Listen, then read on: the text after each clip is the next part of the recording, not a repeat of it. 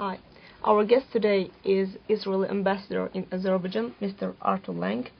And Mr. Arthur Lenk, welcome to our studio. Thank you very much. It's an honor to be here. And our main topic today for discussion will be the last event in the Gaza Strip, the last military conflict in the Gaza Strip. Mr. Arthur Lenk, we have several questions regarding the last issues in the Gaza Strip, and we will be very happy to get your opinion and comments on this. And the first question is, what is your estimation of the today's hostilities in the Gaza Strip? Israel continues to act to protect its civilians. Israel is acting in self-defense like any other country would act in response to acts of terror and aggression. Yes. And which steps does Israeli government to take in order to evacuate the inhabitants of the Gaza Strip, except the spreading of leaflets? Israel is taking a large effort to separate the people of Gaza, who are not our enemies, from the Hamas terrorists. One action is, as you say, sending leaflets. Yes. Another one is there have been many examples of calling people, telling people in their homes, saying, your neighbors are storing weapons in their house. Go away from your house and be safe. Another way is we are using methods of intelligence to see and to know where there are civilians and to do it as best as we possibly can to keep them out of harm's way. But you know, the Hamas terrorists are holding their own people hostage. They are hiding weapons in mosques. They are hiding their officials in hospitals. They are shooting bombs from schools. Who does things like this? They are terrorizing their own people. Yes, and what about the humanitarian situation in the Gaza Strip? Does Israel provide the Gazan inhabitants by any humanitarian aid? Well, you know that every day, over the last week, Israel has unilaterally stopped fighting to allow for a humanitarian corridor, to allow for trucks and supplies to come in. You know that just yesterday, over 3,000 tons of humanitarian aid, including basic food, medical supplies, and medication, were sent into the Gaza Strip.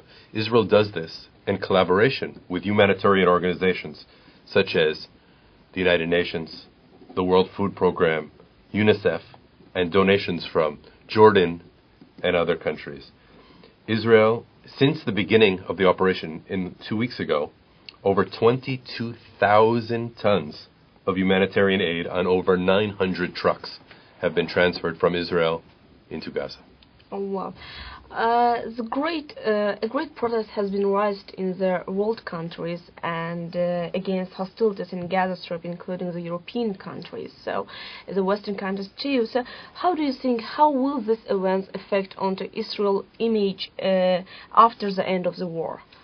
Well, as much as we would like people to understand that Israel is acting the way any other country would act, Israel hopes, and the people of Israel hope, that people see that what we are striving for is peace, and to try to find a way to live with our moderate neighbors.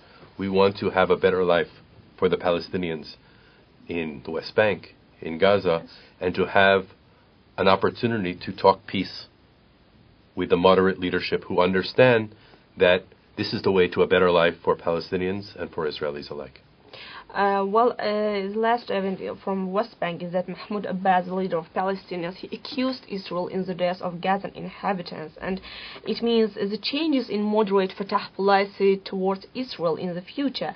So, your position, how will the Palestine-Israel take place in the future after it? Well, Israel is committed to a future that has two states, a state of Israel and a state of Palestine side by side. Israel's Prime Minister and Foreign Minister have spoken this way for a long time.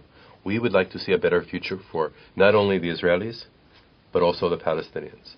But the way to achieve this is to defeat the terrorists, to defeat the fundamentalists who are holding their own people hostage, who are blocking any opportunity for compromise and for peace, with stability in Gaza, which I hope will come very soon.